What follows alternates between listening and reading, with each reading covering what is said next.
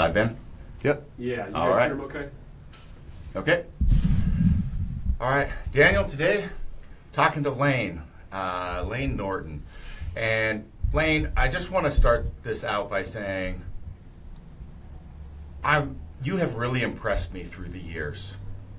The way that you have continued to reinvent yourself as we struggle through life, through business, through all these sorts of things, but at the same time, remaining true to your core. And I'd like to spend some time there because we see a lot of topics on this today. You've got the guy, the Liver King, right? Who says, I ate my old self and became new, and it's just like a characterization, right? Versus, the being real and figuring out the new and better versions. Because in this industry, we see so many people that talk about self-improvement, talk about improving themselves, and this is what makes me proud about you, is seeing just how far you have gone through the years as you continue to refine that and actually become so much better. I mean, I think back over 10 years ago, I remember getting pissed off at you so many times and you pissing people off and just be man, God, Layne is just annoying as fuck sometimes, and now it's oh yeah, you piss people off, but the right people in the right ways, and just your continued growth through the struggles of life and being open about that. And again, like I said, through all of it, really being authentic to your core. So I don't really have a question there, but I'd really like to know, is that something purposeful? Is that a practice? You willing to dive into that a little bit? One of my core values is authenticity and just being who I am. And I did so I've done 2 motivational speeches recently. One was in Arizona at the IFCA event, which was basically a meeting for coaches, and then another one at PT Domination this past weekend in Canada for their coaching event. And these were anywhere from 200 to 500 people, these conferences. And my favorite piece of feedback I got was from the organizers, who both independently said, man, you're the real deal. You are exactly what you advertised to be as a person, and you came in and you exceeded our expectations in every single way. And so I guess one of the things I do that's important to me is I think it's important to, when I go to these events, to go out and actually connect with people. So there was a mixer the night before my talk at IFCA that I wasn't required to go to, but I went to it and I met a bunch of people and just hung out and I had a good time, But for me, I had several people come up what are you doing here? Why are you here? I'm I like hanging out with people as much as the next person, but also I want you guys to get to know me a little bit. So when you hear the speech tomorrow, you know that this isn't something fake. You know that this is the real deal. Because when we're all talking, I'm getting fired up anyway, because I'm just a fired up dude. I mean, you've talked to me off camera, Chris, you know this. I'm a pretty, Yep. I don't know if intense is the right word, but I'm just a very passionate person about what I do. And so that was a great piece of feedback. And then at PT Dom, their organizers basically said, man, they're you over-delivered like nobody we've ever been around, and right down to some of the phrases I used in my speech. A few of their coaches got it tattooed on themselves. Already, less than a week later, they got tattoos of one of the things I said, which was "Let's find out," because I was talking about all these doubts people had about me, doubts I had about myself, and my approach has always been, well, let's find out. I'm going to put the work in and find out if I can actually do it, as opposed to just sitting back and going, well, maybe I could, maybe I could have. I want to find out. I think that's been actually really purposeful, Chris, and I think, there's only been 1 or 2 times in my life where I've ever gone against my values, my core values, and I just remember how it made me feel. And I had somebody yesterday essentially accused me of being jealous of Liver King. And I said, I'm sorry. he flies on a private jet. He's worth all this money. And I said, man, I already make more money than I ever thought I would make in my life. Like, I don't need, like, do I want to make more money? Yeah, of course. Money's cool. Like, you can do cool stuff with it. Like, you have more freedom and stuff. But it's not what makes you happy. Like, I'm not really that much happier now. But when I've been my happiest, it's when I've been able to be myself. Be who I am. And be, like, proud of who I am. And feel that way. And that's how I feel right now. And yeah, like, money's great. I'm not going to say I don't want to make money. I'm a driven person, so, like, that's just kind of a byproduct of that, of helping people. But how much money do I need, man? Like, I don't need $100 million. I'm not going to say I don't care about that at all, but, like, it's not in my value system. That's not what I'm, like, striving for. I'm striving to help a lot of people and provide value to a lot of people and hopefully improve their lives. And I believe anyway, if I do that, the money will take care of itself in the long term. Yeah, it's interesting. My belief is that we can use those things sometimes when we focus on the external. Like, I want money, I want whatever these, like, physical things are, and really use that to peel back. Like, because what does that mean? It means to different things to different people. That could be security. It could mean I'm doing my job well. It could be all these sorts of things. But, like, what is it? Like, so oftentimes people look at me and go, oh, you like things because I build big truck and I have lots of, well, I just sold my truck for $90,000 and I went and bought an $1,800 truck because I like the process of the building. So I'm doing that with my son and my daughter. And I'm like, I don't need, like, it's fine. I'm like, the transmission went out on me the other day. I had to fix it. Yeah. I've never thought that about you. Actually, when I see you do that stuff, I'm like, he likes that experience, and especially doing it with his kids. Like, that's what I see. Yeah. So tell me about, like, some of the, because you've been in this industry for a long time, and you've been through a lot with education and business and things like that. And there's moments in time where things kind of come down and get to be like overwhelming experiences when there's major changes and shift. How do you take that and your mental attitude and step out of that and go on to having the motivation, building the next thing, that transitional period? How do you approach that? So my mom has a great quote. She says, when one door closes, another door opens. It's the hallways that are a bitch. And, I love that quote. And I found it to be pretty true. It's like that, I read something the other day and it said, confidence is being willing to wade into uncertainty. And I really like that quote. I think that there's a lot to that. And for me, I think the only way you can become more confident as a person is by doing really hard shit, failing, experiencing setbacks, and then continuing to go forward and eventually, having some success. Because it kind of like gives you this calm that, like, all right, things can be bad, but if I continue to execute on what works, they're not going to be bad forever. This is just a bump in the road, And, as somebody, like, I've kind of had that experience of, like, losing, not everything, but a lot. I mean, in 2016, 2017, I went through a divorce and basically my entire life blew up. I mean, I got, my main source of revenue at that time was a company called Avatar Nutrition, which was a website that I had helped put together, which basically would do customized automated nutrition. And it was doing very, very well. And as I was going through my divorce, there's a lot of other things that went into it, but as I was going through my divorce, my business partners there kicked me out and then sued me, claiming that my previous business, BioLayne, which I've owned for, at that point owned for over 10 years, was competing with their business, even though I was expressly told I could keep my old business.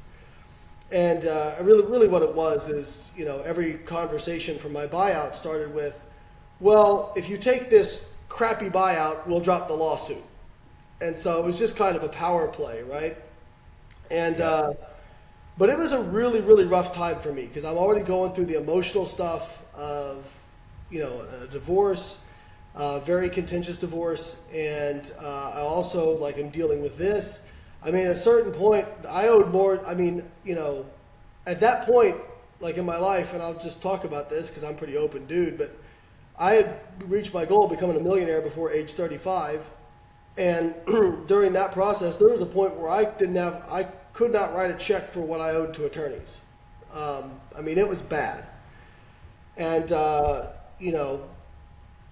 like to the point where, I'm not kidding about this, there was probably a 6-week period where every single day I'd get up, take a hot shower, and I'd put on a motivational speech, and I would just sit in the shower for like 10 minutes and just repeat to myself, you're going to get through this. You're going to get through this. You're going to get through this. But man, it felt like I wasn't going to. And it's funny, that was actually the inspiration for me to write my first book. The inspiration was, I have no options. I don't have really any money left. What can I do to provide value that will generate some revenue? So I wrote my first book, The Complete Contest Prep Guide, in 8 weeks, a 320-page book, and I wrote it in 8 weeks. And one of the things I'll tell people is like, listen, you can plan all you want. Sometimes you just gotta, can I curse? You can curse. Sometimes you this just gotta is a good moment for that. go. I mean, I wrote a post about this yesterday. I'm like, over-planning has killed more dreams than failure ever could. Because at some point, you just gotta fucking go. And so, like, that's what I did. Like, I launched headlong into that book. And it's so funny how it worked out. The day we went to launch the pre-sale, my former business partners, we had a mediation scheduled. They walked out of the mediation like 10 minutes in, which, they were making at that point probably like as a gross like $250,000 a month in that business. And they were walking around the office telling people, Layne doesn't have the money to fight us, and we know he doesn't. And so they just, when you set up a mediation, I think you probably know this, it's, several $1,000s just to set the dang thing up and just to show up. So anyways, they walk out, cost me more money. That day we launched the pre-sale. That week, we sold $50,000 of ebooks in a pre-sale. It gave me enough money to fight them for one more month, kick their ass in court in a hearing, and then we settled. And so, it was one of those things, like after having gone through that experience of like being at the very bottom, and not just like financially, emotionally, they were also like saying really negative things about me online, things that weren't true. They were like claiming I was involved in illegal activities and all this kind of stuff. And so like after having done that, been through that really dark, now I'm like, you can't hurt me. Go ahead, try. If I'm alive, good luck, And if I die, you better bury me really fucking deep and put a lock on that coffin, because there's a good chance I'll still be coming. You know what I mean? So I think it just like that builds that confidence when you've like been to the edge and you still came back from it. You just don't really get too rattled by stuff. I mean, I still have days where I get stressed out and stuff, but like, I know long term everything's going to work out because I'm just going to keep going. I want everybody to take a moment and come back and listen through this piece again, because I remember watching this as well. I remember talking to you via text and during this period, and you could see just in your posts, like people could see to the world, like you were struggling. Like there were some weeks in there where you're posting up online like, oh, I'm going to the gym or doing this, but you could just see that you weren't in a good spot. And I know I reached personally out to you during that period. Just to offer you my support, but not that I could help with anything. But no, I remember that. If there was something, I'm like, I remember that stuff mattered to me. It mattered to me because I had a lot of people who turned their back on me during that time, and I remember the people who didn't. Yep, and yeah, people were attacking not just your business partners. There were people that were attacking you online. Beside that, like. Oh, yeah. Enjoying the what they thought was the destruction and fall of Layne. And the big thing I really want people to sit here and listen to is like, if you really want to overcome something and get strong, it's just like training. It's all these sorts of things. It really is. And when you get into those horrible situations where you're in that shower like Layne, and you're sitting there trying to motivate yourself just to get through the day, and the world feels like it's ripped asunder around you, is to remind yourself, fuck, this is great. I am here, and I'm going to work my ass off because I fucking care. And when I come out the other side, do you know who I'm going to be? Absolutely. I'm going to be unfucking breakable. And Yep. that's the point of like, let me enjoy this fucking beautiful place in time, because when I get to the other side, it's going to be something else. I'm going to be something else. And this is literally why I made the comment about the Liver King earlier that ate himself. He destroyed, his own self to become this character, versus the difference of purposely reinventing oneself, or like the phoenix rising, the coming and growing from the ashes, where you're still yourself, you're still true to yourself at the core, and that is what you've done, and that's why I'm proud of you, Layne, and it's just been tremendous to see. So Thanks, you. buddy. I appreciate it. Yeah, it's been, and I think one of the things is like now, I've been getting a lot of traction recently, like being on, basically some like mainstream shows and whatnot. I'll get people say, "Man, how did you blow up?" I'm like, Blow 20 up. years? Do you know how long I've been at this? 20 years of work, and just like have absolutely no regard for your feelings, like regardless of how you feel. Like there's so many times where I wanted to quit. Like people are like, "Man, you're so motivated and you just never quit." I'm like, yeah, but I have wanted to quit many times. Many times. There are so many times where, like, you mentioned it, Chris. It's just like training. It's progressive overload for life, right? The more hard shit you do, the more hard shit you can do, right? But you can't just start out like saying, "I'm going to climb Mount Everest," and just climb it your first time. You got to start with a hill. You have to build. You have to build the capacity. You're not going to take that fucking big leap. You couldn't have taken that leap that you took, or survived that moment 10 years before that. No way. You wouldn't. It would have been going in and just destroying yourself and being broken and not being able to recover. It's Exactly. the same progress. It's like that levers you to be able to get to the next stage. And I think that that's one of the hard things about being a father is knowing my kids need to fail early, Yeah. but small, right? Small. Like Yep. you But parents out there. they need that to. are- No, Yeah, go ahead. you can't. I was gonna say you can't overprotect, and that's the coddling that I hate. Maybe that's the wrong word. I don't want to use the common terminology that's thrown around out there, but people don't realize how much confidence can be built through failure. I mean, you look at a guy like David Goggins, who says you can't hurt me just because he knows what he went through. Now, his case is very extreme, and a lot of people come out of that broken. You know what I mean? But a lot of it is mindset as well. Yeah. You know, I have it's- some mixed emotions on the Goggins message. There's some things there, but there's also like you should not be pushing yourself to the point of physically harming yourself. So Yeah, for sure. Now, on the topic of the struggle, so that is something specifically I struggle with as being a father as well. Is like how to, want the success and want to take care of my children as much as possible, but to allow them to fail, and so that they can actually overcome it themselves. Because that's the failure isn't what builds it. The fact that you came back and the second time you failed and the third time you failed, but you realized I got the consistency. I've got the ability to come back and be smarter, be stronger, and overcome it, right?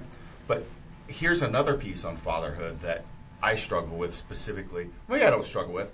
I think I know how I want to push, but I see this interestingly in the fitness industry, particularly around nutrition, all right? And that is how when you're a professional and you're coaching other people on these topics, how do you manage that with your children and not ingrain, things that affect their relationship with food? And maybe not you, but I see a lot of people that can either like focus on the things like the calorie counting, the goods, this is type of food that you should focus on and this isn't. And man, I don't know that people realize that like what you do with a client can really damage, I think, a child. And what are your thoughts? How do you manage that? And this is a personal question. Yeah, so people ask me, do you track your kids' macros, do this? I'm like, no. I might do an audit every once in a while just to see what their energy intake is like. I don't tell them what it is. I might audit it just to make sure that like we're okay. But here's the thing. Kids are not emotionally equipped to handle that kind of stuff. And they're going to be very black and white. So if you make a big deal out of calories, you make a big deal out of anything, like it can really start to ingrain some weird long-term relationships with food. So what I really try to focus on, and a lot of this is just from reading from professional like pediatric dietitians and and also like psychologists, is I focus more on like what foods I would like them to eat versus what I don't want them to eat. So just encouraging like a lot of food diversity. Like my son, my 9-year-old son is autistic nonverbal. And so at first we had a really hard time with getting him to try foods. Now he tries everything. He's actually great. He's a great eater. My 6-year-old, oh man, it is like pulling teeth to get her to eat anything. And I've had people shame me because they'll see, her eating a piece of pizza or something like that.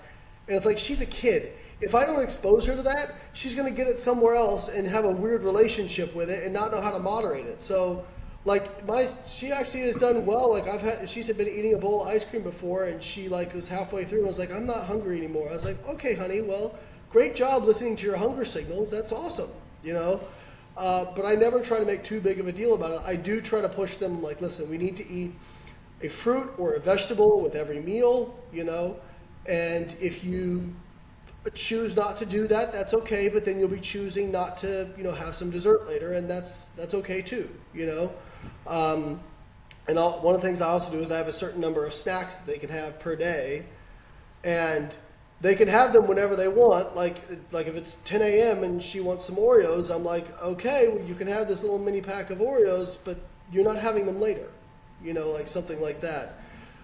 I don't know what the exact right thing to do in the end. I mean, at the end of the day, Yeah. Like even if you're a great parent, there's going to be some stuff that goes down with your kids that's going to, that they're going to have their own stuff going forward. Nobody's immune to that. I'm just trying to do as good of a job as I can, and I really try to be kind to myself as well. I try to be a good dad. But I just see, like, honestly, one of my biggest things is I can't stand parent shame. I hate it. I think it's the most disgusting, gross, just counterproductive thing there is. Parents already have enough shame. And if you're not a parent, once you're a parent, let me tell you what, there is not a moment the rest of your life where you're not going to feel guilty. There's no getting around it. If you're like, that's just unfortunately how it is. And you don't realize this going in. Nobody ever told me, at least, that you're just going to feel guilty the rest of your life. I mean, I love being a dad, but that's one of the hard parts of it. And then you have people with the gall to judge you and shame you publicly. It can be tough, and it takes a lot of self-confidence to get past. And so what I'll say is those people who do that, one, you suck. And two, they're only doing that because they're ashamed of themselves, and they're projecting on other people. So I've been subject to that, not just, from people online, but people who were close to me. And it took a lot of work, inner work and therapy to actually be able to call myself a good dad. Yeah, sometimes the worst of that comes from your close family and things like that, which is really interesting. But yeah, our approach is nearly spot on, and I think it's really interesting. I think just modeling behavior seems to be the most powerful thing that I've observed. Yep. And if we think about that too, I work in the field. I may be dieting, I may be bulking, I may be doing these different things, and guess what? That is never mentioned in front at home with my wife or wherever, because they can pick up on these things where it's like, Dad's always talking about gotta, whatever, because I've seen that, and I think that awareness of not just like what you're saying to the children, but what you're saying around the children can have a really powerful content. Like you're always like, oh, I'd like to have that, but I'm cutting weight, or and that's a dangerous play because a lot of people are either professionally or a hobby in this field competing or at some level, right? Or maybe trying to look a certain way because of the profession that they have.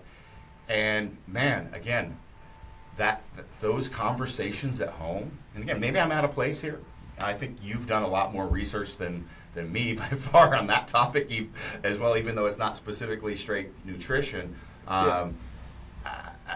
So do you have any thoughts on that side of things? Yeah, I mean, I think when it comes to kids, I mean, they care much more about what you do than what you say.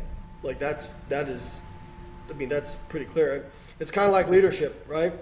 Like if you're in a company and you're telling people, we've got to do this, this, this, and this, and then you don't do any of those things, I mean, it's just going to alienate your team. Like there's no question about it. And I think kids are the same way. If you tell them to do something or not do something, and then you go against that, why would they listen to you?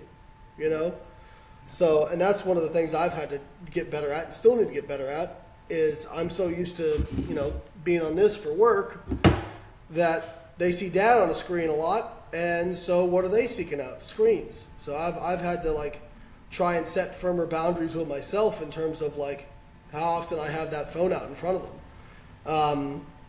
I think that when it comes to kids, being careful what you say, especially around food and body image. I'll tell people, I'm like, if you say negative stuff about your body in front of your kids, you are really playing with fire. I mean, the likelihood that you, especially women, I don't mean to shame women or anything like that, but if you are a female and you call yourself fat, especially around your daughters, you are setting them up for an eating disorder. I mean, the same thing can apply for men as well, but it seems to be particularly strong for females and daughters. And now men, it's very important to have good relationships with daughters because they show that the incidence of eating disorders, it is the prevalence is so much higher amongst girls who don't have strong relationships with their fathers compared to those who do. So there are, things you can do to help with that, but honestly, eating disorder stuff, I've gotten so much more into it over the last 10 years because it's so prevalent. Very few people talk about it, and it's so prevalent. And Chris, you know this from being in the industry. Maybe not I do. That's why I'm bringing the topic up because I know a lot of people that are affected by it. And it's more than people think, and absolutely. These sorts of things from those pivotal ages can really be powerful. And it's not just the early teen phases, the 10 through 13 are really powerful as well. And it sets the stage for stuff that sometimes people are going to deal with the rest of their life. And I don't want to, again, scare or shame or whatever, but I just want people to be aware of those topics. It's really important to me being a parent in this industry for myself. And I appreciate you sharing the personal side of this as well.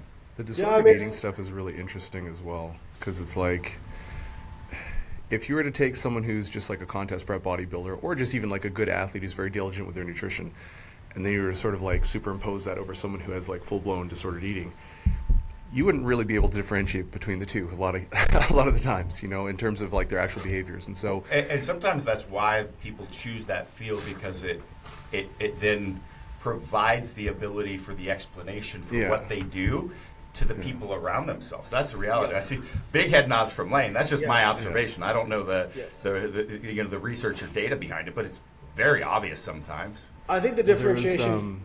Go ahead. Go ahead. No, I was going to say I think the differentiation boils down to the intentionality behind the choices, right? So, for example, I may choose to eat chicken and broccoli, but I'm not doing that because I'm scared of eating something else. I'm doing that because, okay, at this meal, I don't have the caloric budget to actually have, ice cream or whatever else I want. It's not because I'm scared of that food. It's because it just doesn't fit at this point in time. But I think to Chris's point about he doesn't talk about what he's doing with his nutrition. because trying to explain that to a young child, they can't get the context and that sort of thing. They're just going to be like, oh, dad doesn't eat ice cream, so I should eat ice cream. You know, like you got to be very careful. Yeah, there was, for the life of me, I cannot remember his name, but he's fantastic. His Instagram handle is Break Binge Eating. Yep. He's very And good. I've spoken to him a handful of... Yes, exactly. And one of the things, so I heard him, actually, I think it was during a conversation that I had with him personally, and he was saying that when he looks at this stuff, he's like, one of the big differentiating factors is quality of life. You know, because when you look at the behaviors are going to be pretty darn similar in a lot of cases. And so he's like, Yeah. I think when it becomes problematic is exactly like you were saying, the intention, what's driving the behaviors. And if it's affecting your quality of life in a negative way, then that's when it's like, okay, maybe we need to pump the brakes on this, or maybe we need to kind of reevaluate what it is that we're doing and why we're doing it. But actually, this is a really great segue into something that I was curious about as well, because you're someone who's incredibly busy. You've got a lot of stuff going on with your businesses. I know right now, actually, and this is something I'd like to get into as well. You've got your prep for was it Nationals, right? Yeah, in June. And Masters National. Yeah, and then you've got your family and all this stuff. And so how do you actually manage to maintain a level of, I guess, consistency with everything that you're doing, right? Because obviously there's a certain timeline with it where it's like over time you've been able to become more competent and balance these things. But how do you manage a lot of that stuff? And do you have any sort of advice or strategies for people who are very busy? Because that's often a huge limiting factor. Yeah, so I think, quite frankly, where I'm at right now, a lot of the reason I'm able to be so effective is because I have a really good team around me. So I've got COO, Samantha Katz. She's incredible. She's basically like my right hand. So she's much more, I'm not an organized person. I tell people I'm an ideas guy. I'm not an organization guy. Like people are like, oh, I did a Q&A yesterday where I'm like, make an assumption about me. And people are like, you have OCD and you like spreadsheets. And I'm like, no, that shit gives me anxiety. Fuck that. If you ask me to talk about stuff, I'm really good at talking, and I'm good at writing, and I'm good at relating to people, and I'm good at interpreting scientific literature. But detail, attention to detail and systematic stuff, no, that will make my eye twitch, So having people who can fill those gaps for me has made a huge difference. So Sam, kind of deals with running the business. Our assistant Caroline, she's awesome because she basically organizes my life, literally. I couldn't find the link for this podcast. I call Caroline. I'm like, Caroline, I don't have a link. She's like, I'll take care of it, boss. Hang on. So it's good having those people. Now the problem is not everybody can afford to do that. Where they are and what they do, and that was me for a long time. I couldn't afford a personal assistant for a long time. And what I'll say is, I think a lot of people get frustrated because they feel like they need to be able to do all of the things all of the time. Here's the deal. Your life is seasons, okay? When I was in graduate school and competing in bodybuilding, in that season of my life, going out was not a priority. Going out and doing stuff was not a problem. One, I was poor and had no money, so I really couldn't do it. But my weekends consisted of maybe we went out for dinner one night, and then we would do walks and walks. I'm just talking about me and my ex-wife. We would do walks and watch TV shows and rent a movie or whatever it was. It was very low key because I didn't have the bandwidth to organize a social life. And that's okay. I don't regret that because it allowed me to do those things. Then when I was finishing up my PhD, I stopped competing in bodybuilding because it was just taking too much time in terms of I just had no brain power, so it took me 3 times as long to finish stuff. And then when I was finished with graduate school, getting into coaching, really buckling down on my business full time, that was the priority. And so this other stuff took a back seat. And I'll tell people, I'm have way more of a social life now in my late 30s, early 40s than I ever did when I was in my 20s. But part of that is because, I put the work in on the front end. Now I'm financially secure enough that I can afford these things, you know, like an assistant and whatnot, where I don't have to do a lot of stuff. Like I don't do my landscaping. I don't clean my house for the most part. Like I'm able to afford to outsource that stuff, but it's because I put so much work in on the front end to do that. If I was trying to have a social life and compete in bodybuilding and do a PhD, like I never would have gotten anything done, you know? So I think stop, I guess for people out there, stop trying to think you're going to be able to like have a great social life and have kids and do a degree and, you know, start a entrepreneurship business. Like, no, you have to pick. You only have so many hours a day. So decide what the priority is now and execute on that, and understand that like later in your life, you can make other things a priority. And I'll tell people, like, I think over the course of your life, you should be pretty balanced between your family, your friendships, your work, your hobbies, whatever. Like, you should have balance over the course of your life. But in every single section of your life, you will probably have things that you are unbalanced towards. And just, that's okay. Mm-hmm. Yeah, balance is another kind of interesting thing because there's like, I don't know, a lot of different perspectives on it. And personally, I think balance is incredibly important. Some people are like, oh, balance is terrible and you can't do this and you can't do that. But I also think it depends on the definition of balance you're actually talking about, because a lot of the times I think for high performers, they definitely need to establish a balance. So it's like there's a certain amount of, let's say, social time they need. There's a certain amount of just kind of time to themselves to decompress. If we have this like spectrum or whatever, and we say everything's balanced out 50-50, I think that's what a lot of people think when they hear the word balance, when in reality it might be you're so far on this end of the extreme, but that last little gap is your level of balance, and that's how you establish equilibrium, or you can maintain equilibrium. And so... Go ahead. Go ahead. No, you go ahead. Finish. Yeah, and so I think that that's going to be like a highly individual thing. That's something you figure out over time. I mean, even what you were talking about regarding front-loading a lot of your work so that now you can do all this other stuff, the amount of times that I've had people come up to me and be like, oh, well, you can work remotely, you do this, you do that, like, so it's easier for you. It's like, well, I wasn't always like that. Like, I specifically had been working in this direction because that's exactly what I wanted for myself, you know, and maybe that's not your thing, but at the same time, like, there's a lot of stuff that you have that maybe I don't have. And so I think it's easy to look at someone like you or look at someone like Chris or really anyone and sort of be like, oh, well, the grass is always greener. Like, they have this and that's why they can train. They have this, that's why they have, you know, the family and the cars or whatever it might be. But there's a lot of stuff behind the scenes you don't necessarily see, like you were saying, the 20-year lead up of all the work and preparation and stuff that went into it. So yeah, and I think, you know, I always tell people, like, I run marathons. You know, I've been around enough people who they'll go hard on work and they'll work, you know, 10-hour, 12-hour days, whatever it is, until they invariably crack and either have a nervous breakdown or they feel the need to take a 2-week vacation because they're so burnt out. And my thing is, like, I can't remember, I don't think I've ever said the words, I need a vacation.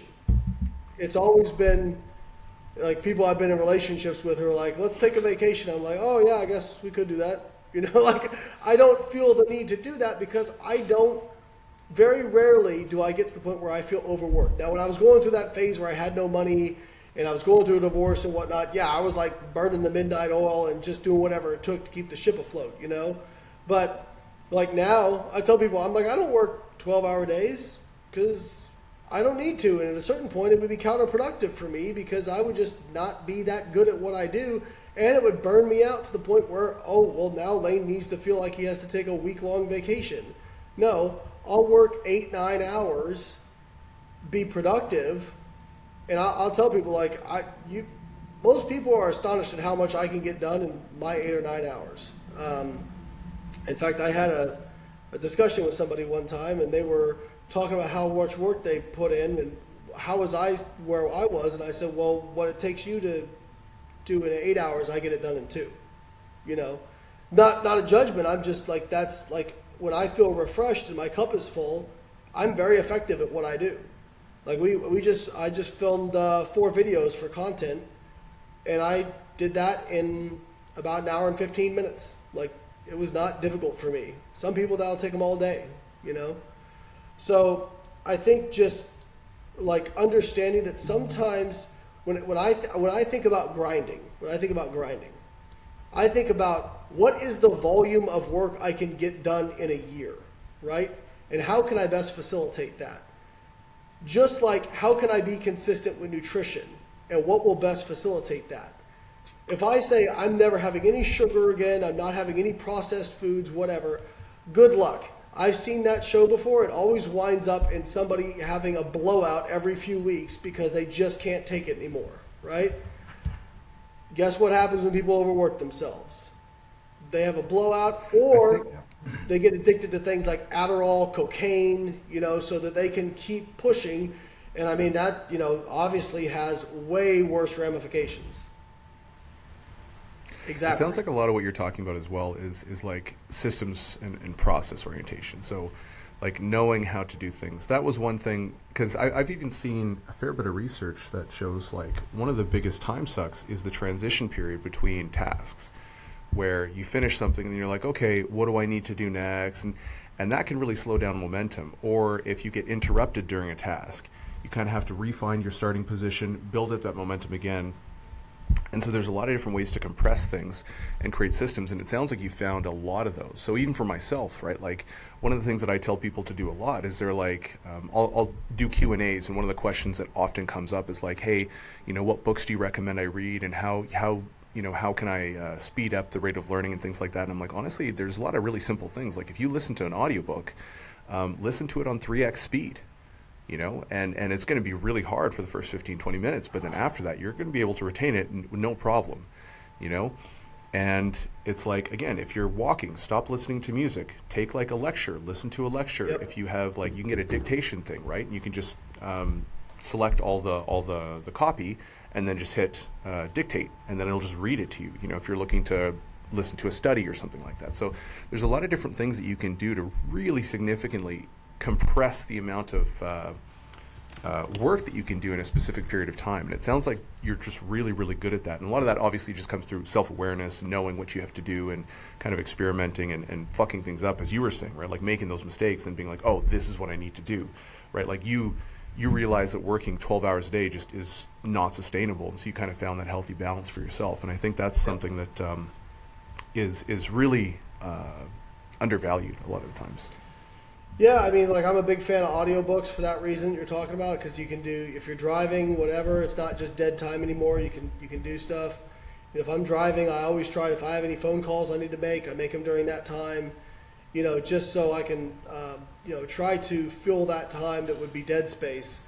And yeah, I think, you know, you made a great point, which is, sometimes you just have to go. I mean, I get people all the time like, hey, do you have any study tricks? Like, I'm in grad school, do you have any study tricks? I'm like, yeah, more. Like, Yeah. you know, like, okay, yeah, I used to copy down my notes. Like, that seemed to help me, but I don't know if it'll help you. Like, I copied them down multiple times. But it's still like the volume. It's just like with training.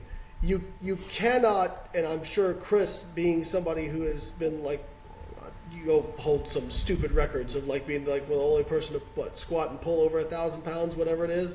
Yeah, like, something like that. Something like that. Yeah, exactly. Like it wasn't that day. That's not where that record got broken. Like you had to do. That's the question. People are like, how hard was it? Oh my God, how'd that feel afterwards? I'm like, fucking easy. What are you talking about? It's one Oh, rep. that was easy? Did you look at the fucking 4 months in the year leading to it? That's fucking hard. Exactly. That's one of the things, you know, you can't hack your way around that stuff. And Ben Escrow and I, so my former coach for powerlifting, we're talking about this. We think one of the real limiting factors for some of these lifters on social media today is they're so worried about posting PRs during their training. I could give a shit whether or not I hit a single PR during training. I care, if I'm competing, I care about what I'm hitting on the platform, right? And that's, your body muscle does not know the difference between, you know, 705 pounds and 710 pounds. That shit all feels the same. The difference is, what amount of work did you do over that time? You cannot skirt that. You have to put it in. And we're talking about Not just months, not just years, decades. You cannot get around it.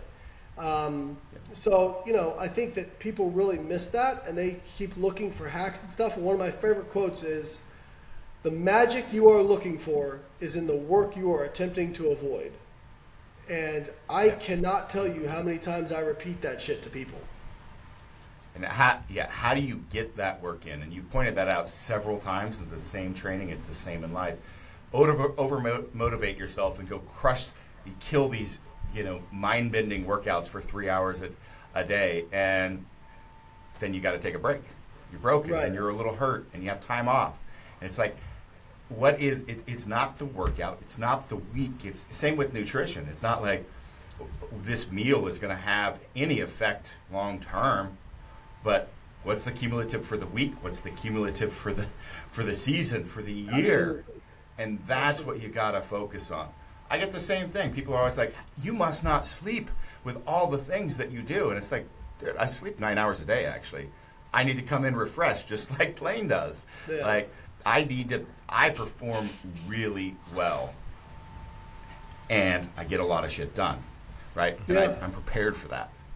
Yeah, I mean, like, I think one just of the- right down to, like, again, when we were, like, you're talking about the, when I set my world squat record back in 2015, people said the same thing, like, how did that feel? I'm like, felt like one rep. I mean, it was, you know, I wouldn't say it was easy, but, like, that wasn't hard. It was the year and a half leading up to that where I was squatting over 25,000 pounds of volume a week, you know, leading into that. That was hard.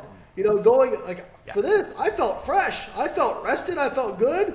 You know, going in and trying to squat, you know, 500 pounds for, you know, multiple, you know, for 5-6 sets of, you know, reps when I feel like I can barely move, that was hard, you know? Yeah. That was hard.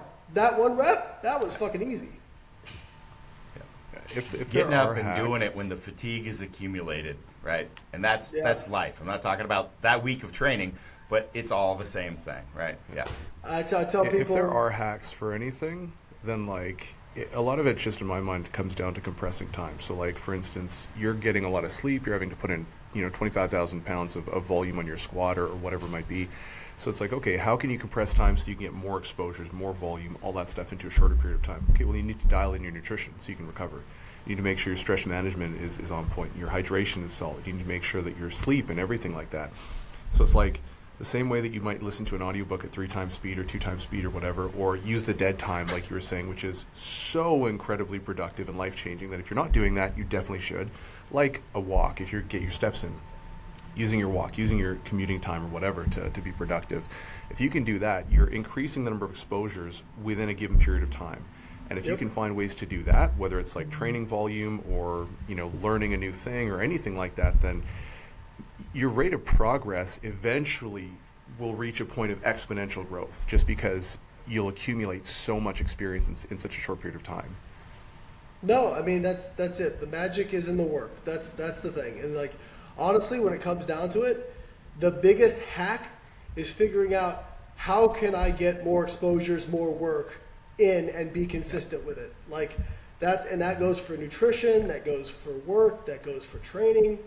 How can I be brutally, bone-crushingly, soul-sucking consistent?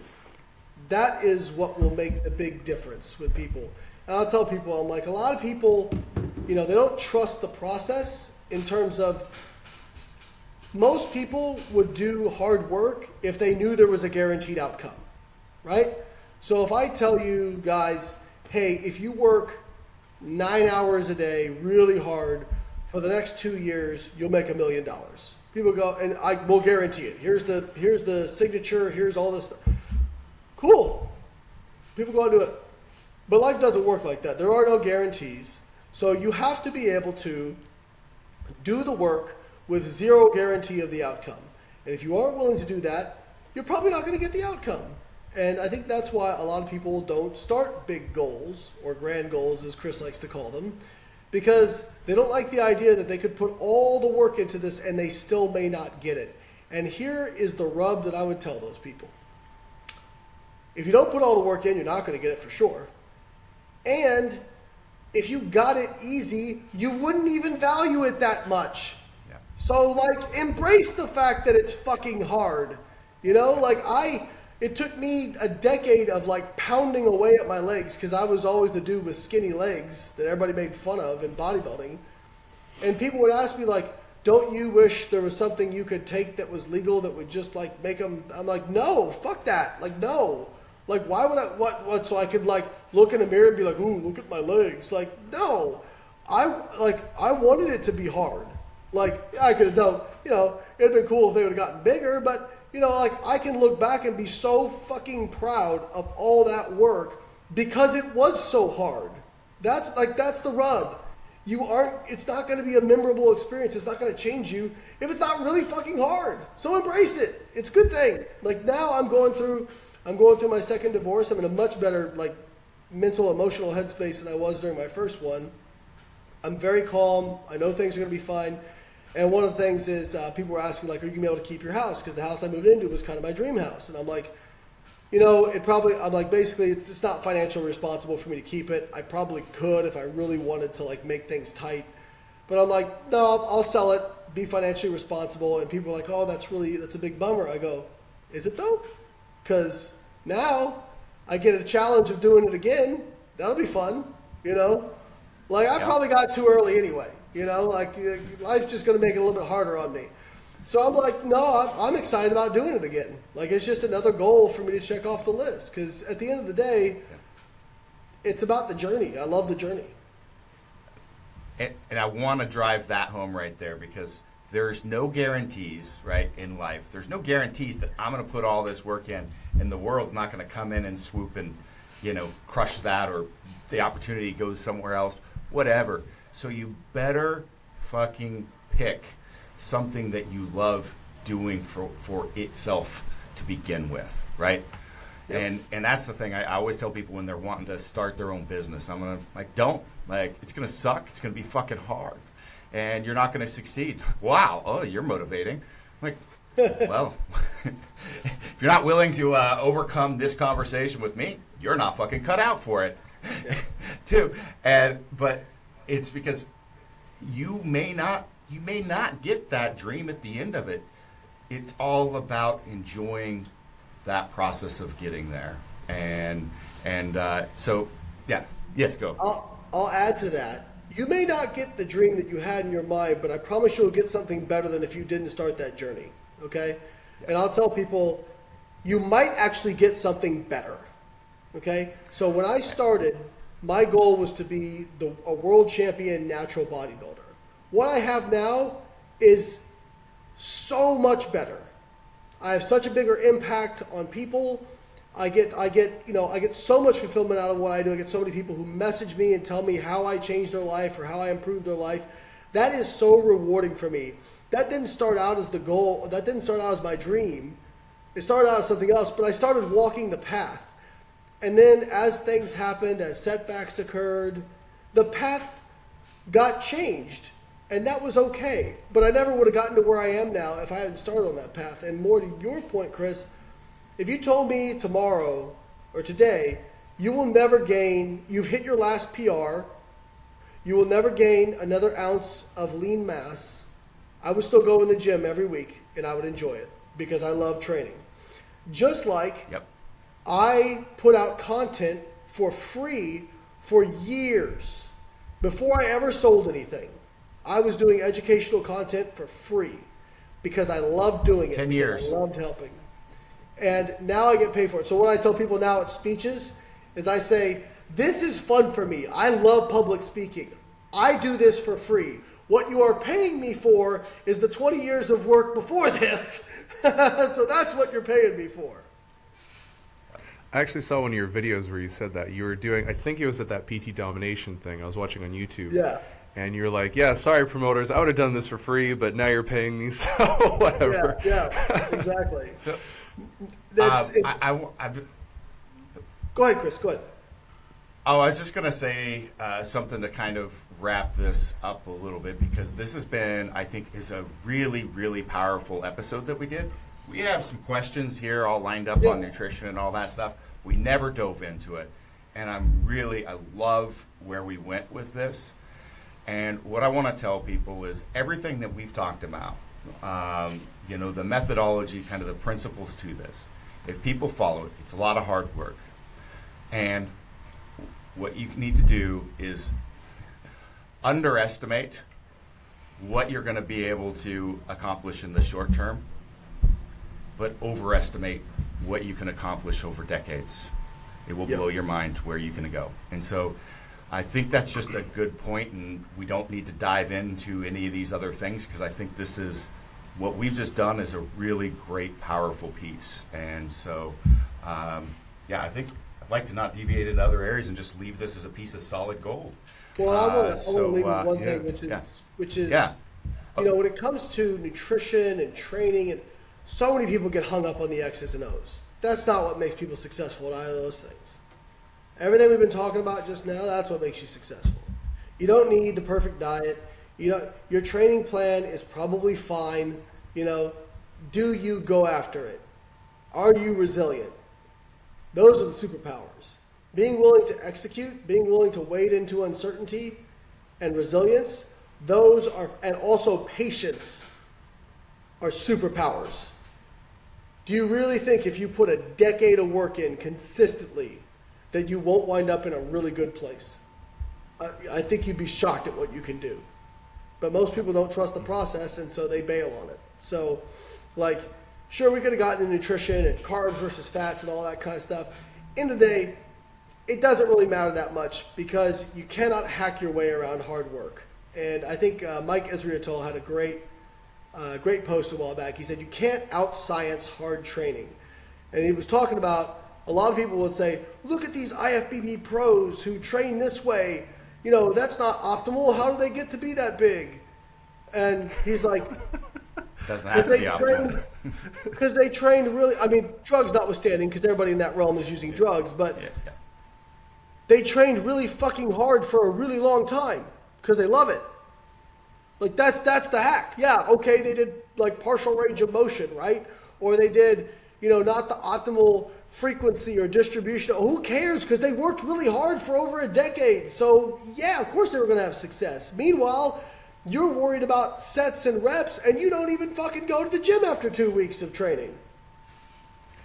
You're still trying to find and research that perfect fucking plan.